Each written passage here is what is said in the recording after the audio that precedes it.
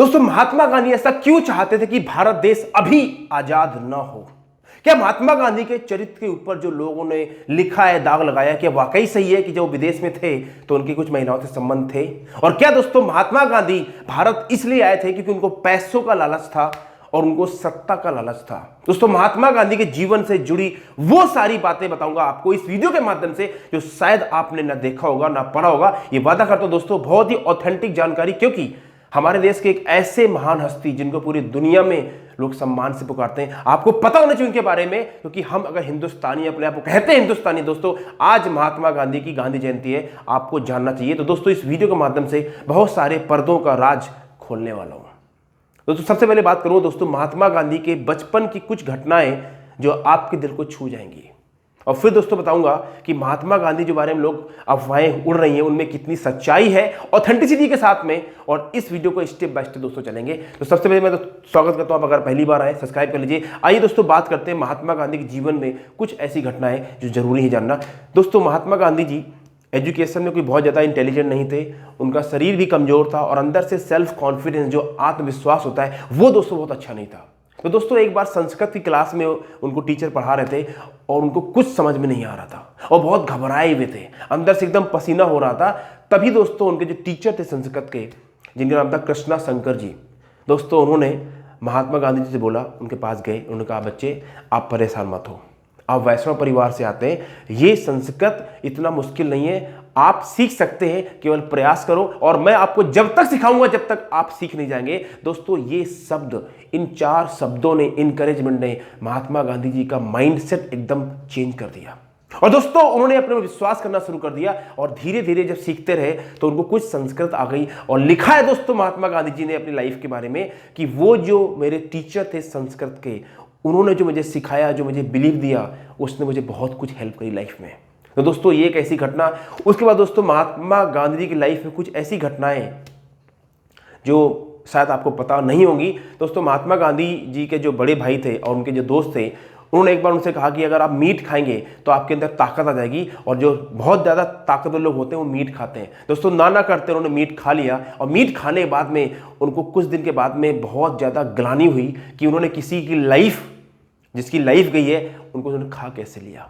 ठीक है दोस्तों, उसी के दौरान उनके दोस्तों ने एक बार प्लान बनाया कि वो उनको ले जाएंगे एक प्रेस्टिट्यूट के पास में, एक वैश्य के पास ले जाएंगे, ताकि ये भी लाइफ को जो गलत काम होता है वो करना शुरू कर दे। और दोस्तों, महात्मा गांधी को पता भी नहीं था और उनके दोस्तों ने प्लान बना के उस वैश्य के पास ले गए और वहां पे उनको छोड़ दिया। और दोस्तों, महात्मा गांधी जी ने लिखा है कि जब वो वहां पे गए तो एकदम घबरा गए, शर्मा गए, और वो लेडी गुस्सा हो गई और उसके बाद उसने उनको धिक्कारा कि जो उनके अंदर का जो इंसान, जो पुरुष था, उसको धक्का लगा। और महात्मा गांधी जी अपना आपा खोने वाले थे कि भगवान ने उनको बचा लिया और सब ठीक हो गया। दोस्तों, उसी दौरान महात्मा गांधी जी के अंकल जो थे वो सिगार और सिगरेट पीते थे, और उनके दोस्त के साथ में महात्मा गांधी जी को सिगरेट पीने की आदत लग गई। और दोस्तों, वो जो अंकल सिगरेट पी के छोड़ देते थे, वो जूठी हुई सिगरेट अपने दोस्तों में चुपके से पिया करते थे, और फिर दोस्तों धीरे धीरे अपने सर्वेंट के जेब से पैसे चुरा के वो पूरी सिगरेट खरीदने लगे। और इसी दौरान दोस्तों उन्होंने अपने भाई की जेब से पैसे चुराए। दोस्तों, ये सारे काम करने के बाद वो अपने अंदर बहुत ज्यादा आत्मग्लानि उनको दोस्तों हो गई, और दोस्तों उसकी वजह से तब दोस्तों उन्होंने डिसाइड किया कि वो अपने पिताजी को एक लेटर लिखेंगे, एक चिट्ठी लिखेंगे, और उस लेटर में वो उन्होंने जो जाने अनजाने में ये गलत काम किए थे वो उनको एक्सप्रेस करना चाहते हैं, क्योंकि उनका जो हार्ट था, हृदय था, वो एकदम पिघल गया था ये सारे काम करके। और दोस्तों, उन्होंने उस लेटर में लिखा कि पापा, मैंने ये सारे काम किए, लेकिन मुझे आपसे कोई डर नहीं है कि आप मेरी पिटाई करेंगे, लेकिन I want to confess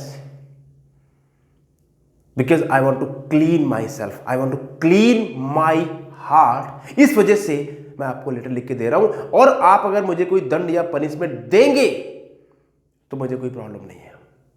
दोस्तों, उस समय उनके जो पिताजी थे वो बीमार अवस्था में चल रहे थे, और वो एक लकड़ी के बेड में लेटे हुए थे, और उन्होंने कहा अपने पापा को, पापा जी मैं आपके लिए चिट्ठी लाया हूं, प्लीज इसको आप पढ़ें। और दोस्तों, पढ़ने के साथ ही उनके फादर साहब की आंखों से आंसू आने लगे। और वो जो चिट्ठी थी वो गीली हो गई और उन्होंने उसको साइड में रख दिया और उन्होंने महात्मा गांधी जी को गले से लगा लिया। और महात्मा गांधी जी और उनके फादर दोनों दे वर क्राइंग। और दोस्तों वो इंसिडेंट था महात्मा गांधी की लाइफ में जिन्होंने उनके फादर साहब ने उनको सिखाया अहिंसा। That was the turning point in Mahatma Gandhi life to become a man of non violence. Okay दोस्तों, अब बात करते हैं कि महात्मा गांधी जी के बारे में जो लोग कहते हैं कि उनके चरित्र में दाग है। जब वो विदेश गए थे तो उन्होंने कई सारी महिलाओं के साथ में उनके संबंध रहे हैं। दोस्तों, मैं इन सारी बातों पे ऊपर पर्दा आज हटाना चाहता हूं और आपको सच्चाई पता होनी चाहिए। तो दोस्तों, बात करते हैं महात्मा गांधी विदेश गए कैसे गए, क्यों गए। तो दोस्तों, उन्होंने हाई स्कूल एग्जाम पास कर लिया। उसके बाद में उनके जो बड़े भैया थे, उनके सपने थे, वो बड़े एम्बिशियस थे। तो वो चाहते थे ये महात्मा गांधी कुछ करे। मोहनदास करमचंद गांधी उनका नाम था। वो कुछ करे। तो जो वो जहाँ जॉब करते थे किसी जान पहचान के, तो किसी ने कहा भाई तुम इंग्लैंड चले जाओ और वहाँ पे लॉ की पढ़ाई करो तो तुम बहुत आगे बढ़ जाओगे। अब ये सुन के ना तो पैसे थे और उनकी माता जी जो महात्मा गांधी की मदर थी, उन्होंने किसी ने बोला उनको कि भाई अगर बच्चा आपका इंग्लैंड चले बर्बाद हो जाएगा, बिगड़ जाएगा। वहाँ पे लड़के बिल्कुल ख़त्म हो जाते हैं क्योंकि वहाँ पे कल्चर बहुत अलग है। वहाँ पे सिगरेट पिएगा, शराब पिएगा और लड़कीबाजी करेगा तो लड़का आपका बेकार हो जाएगा। ये सुनते ही उन्होंने बोला नहीं जाना, बंद, नहीं जाना, कोई बात नहीं पढ़ो। लेकिन फिर किसी तरीके से उनके बड़े भाई ने उनको मनाया और उनके कोई जानकार, कोई नॉन, कोई इनके फैमिली में कोई पुरोहित या पंडित थे, वो आए। उन्होंने कहा इसको तीन कसम खानी पड़ेंगी, हाथ में अपने जल लेके, और अगर ये करेगा तो इसको भेज दो। दोस्तों, 3 कसम कौन सी खिलवाई उनके माता जी ने पंडित जी के सामने। पहली कसम कि तुम वहां जाके मीट नहीं खाओगे, नो मीट। दूसरी कसम, तुम वहां पे किसी तरह की वाइन, शराब, कुछ भी, सिगरेट कुछ नहीं पियोगे। और तीसरी कसम, आप वहां की लड़कियों से और वहां की वुमेन से, महिलाओं से और लड़कियों से दूर रहोगे। उनके साथ किसी तरह का आप कोई फिजिकल संबंध नहीं बनाओगे। अगर ये तीनों कसम आपको मंजूर है तो मैं आपको भेजूंगी, वरना नहीं भेजूंगी। और महात्मा गांधी जी ने हंसते हंसते ये तीनों बातें एक्सेप्ट कर ली। और दोस्तों, ऐसे करते करते महात्मा गांधी इंग्लैंड पहुंच गए, लंदन पहुंच गए। दोस्तों, वहाँ पे उनकी जो पढ़ाई थी, उनको शुरू का दौर बड़ा मुश्किल था क्योंकि अंग्रेजी का भी प्रॉब्लम था, डिफरेंट कल्चर था और उनको याद था उनकी मर्यादाएं क्या, उसको ध्यान में रखते हुए वहाँ के कल्चर में अपने आप को एडजस्ट करना, पैसों की प्रॉब्लम, वो सब, और खाने का नॉन वेजिटेरियन, तो वहाँ का खाना भी, बहुत सारे प्रॉब्लम और चैलेंजेस थे। उसके बावजूद उन्होंने अपने आप को मैनेज किया। और 3 साल के दौरान दोस्तों, एक टाइम ऐसा आया उनकी लाइफ में जहाँ पर वो रहते थे, तो उनकी जो लैंड लेडी, मकान मालकिन थी, वो बड़ी चार्मिंग लेडी थी। तो वहाँ पे ऐसे ही साथ में बच्चे खेल लेते, उनके साथ में और भी उनके फ्रेंड्स वगैरह बन गए। तो खेलते खेलते 5-6 लोग थे वहाँ पे, तो खेलते खेलते बात थोड़ी आगे बढ़ गई। दोस्तों, सीन ये हो गया कि मतलब लोग आपे से बाहर जाने लगे और महात्मा गांधी भी उसी दौरान थे और वो भी उस पूरी गेम में इन्वॉल्व होने वाले थे और वो भी अपना आपा खोने वाले थे और अपनी कसम तोड़ने वाले थे कि किसी लेडी, किसी लड़की के साथ में आप फिजिकली कोई संबंध नहीं बनाओगे। और दोस्तों, ऐसे ही अचानक से उनको याद आया और वो कहते हैं ना, भगवान बचा लेता है। और दोस्तों, वो वापस वहां से उठ के चले गए, अपने रूम में बंद रहे और रात भर उनको नींद नहीं, सोचते रहे कि क्या होता अगर मैं उस समय अपने आप को संभाल नहीं पाता। और दोस्तों, उसके दौरान 3 साल की उनकी डिग्री के दौरान में कई ऐसे महिलाओं ने उनको प्रपोजल दिए कि आप मुझसे शादी कर लीजिए। You are so innocent, you don't drink, you don't eat meat, you are so nice, so loving, please marry me.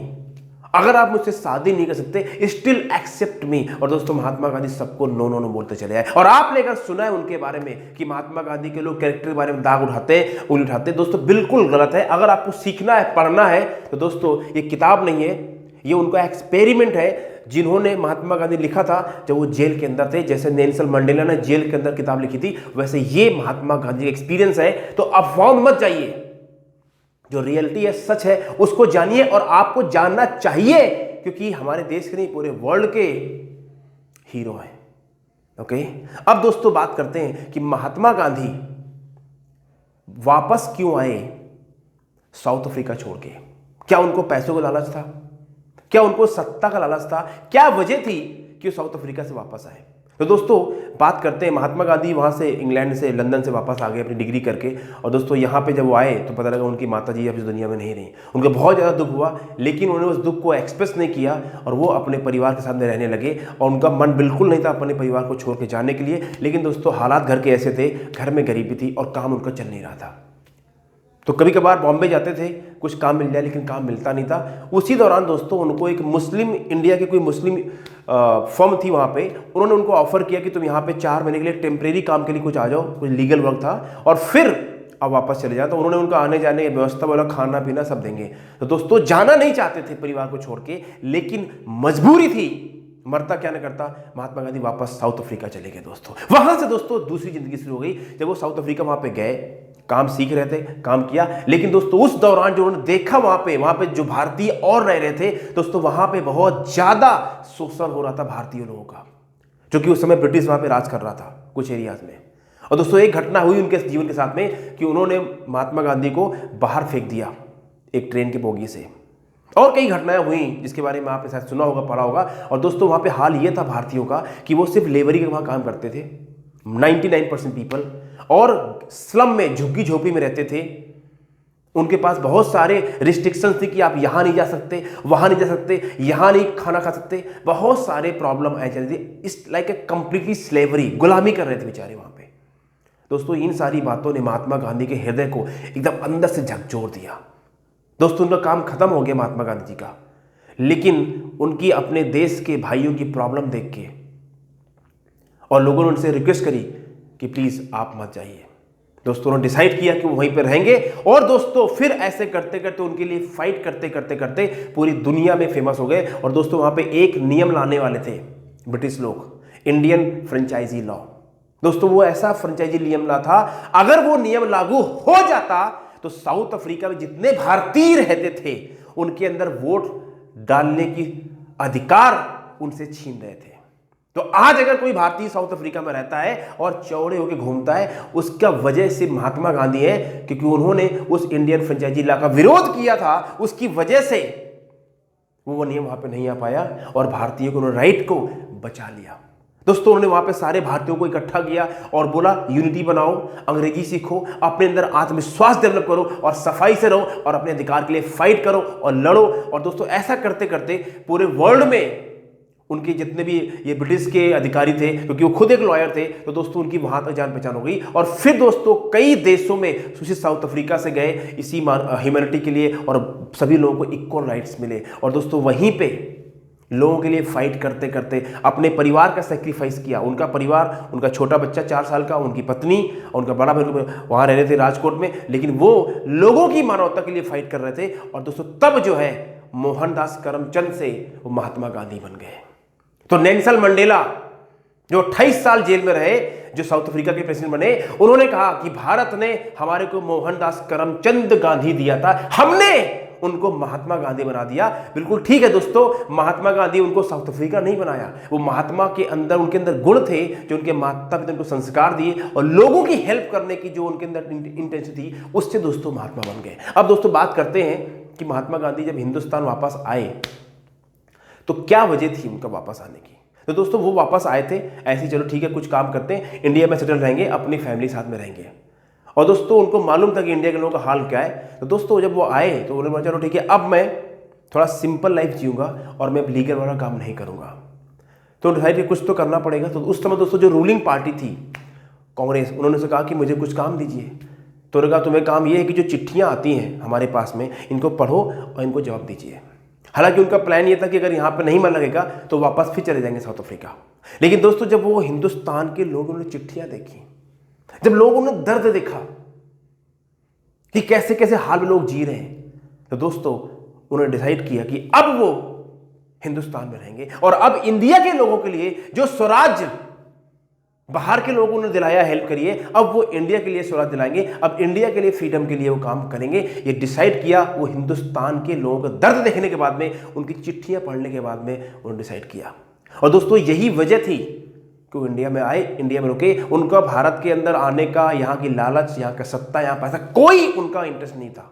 अगर कोई ऐसा कहता है तो बिल्कुल झूठ है, बकवास है। ठीक है दोस्तों, अब बात करते हैं कि भारत आजाद ना हो यह महात्मा गांधी क्यों चाहते थे, इसमें कितनी सच्चाई है।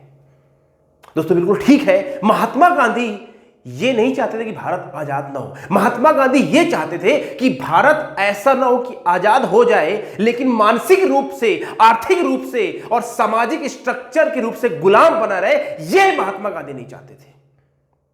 दोस्तों महात्मा गांधी जानते थे कि भारत के लोगों का जो माइंड है वो गुलामी का हो चुका है। महात्मा गांधी जानते थे कि भारत के अंदर जातिवादी नस नस में, खून खून में समाज को एकदम खोखला बना चुका है। महात्मा गांधी जानते थे कि 99% लोग भारत में गरीबी जिंदगी जी रहे हैं, और महात्मा गांधी जानते थे कि भारत में अशिक्षा है, पॉवर्टी है, गरीबी है।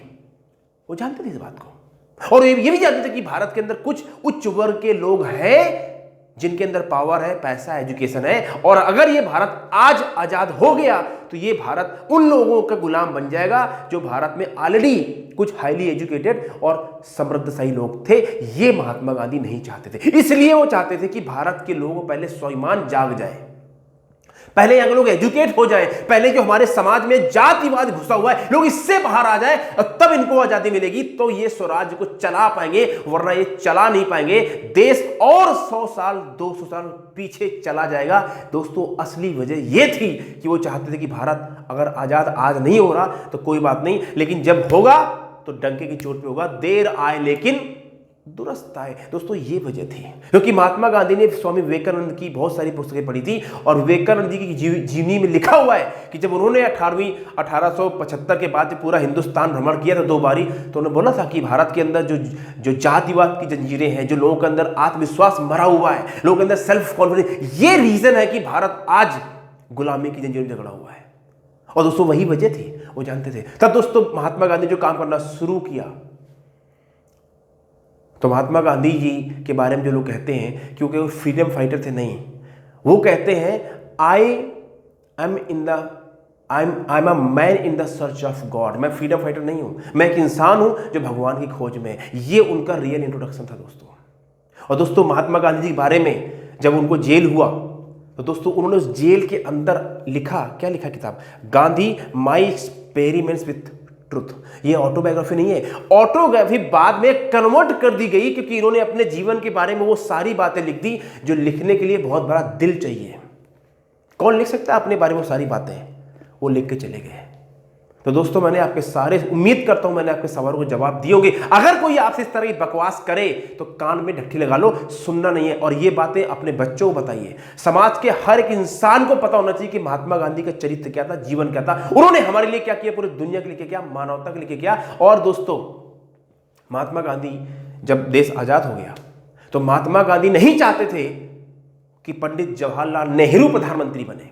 महात्मा गांधी चाहते थे कि सरदार पटेल प्रधानमंत्री बने। लेकिन दोस्तों पंडित जवाहरलाल नेहरू जी ने उनसे रिक्वेस्ट करी कि ये तो सरदार पटेल जी तो प्रधानमंत्री बनेंगे, कृपया करके मुझे कुछ दिन के लिए बन जाने दीजिए। और उनका हृदय इतना सॉफ्ट था, उनकी बात मान ली।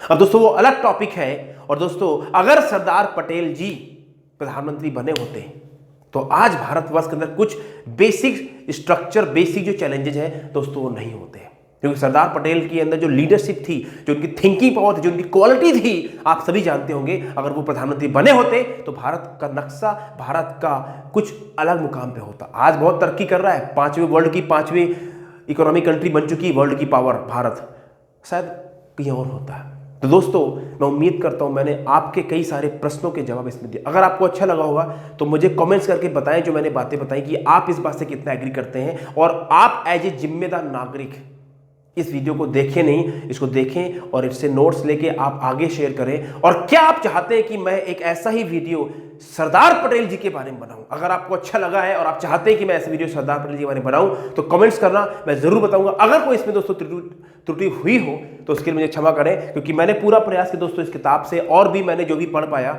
वो मैंने बनाया है। फिर भी अगर कोई गलती होगी तो मैं उम्मीद करता हूँ आप मुझे क्षमा कर देंगे। Thank you very much, God bless, take care. Subscribe कर लीजिए अगर आपको अच्छा लगा हो, टेक केयर। तो दोस्तों महात्मा गांधी जैसी पर्सनालिटी सदियों में कभी कभार आती है, और उनके हम ऋणी हैं, और हमारी आने वाली 7 जनरेशन ऋणी रहेंगी। और मेरी इन बातों को किसी पॉलिटिकल मुद्दे से मत जोड़ना।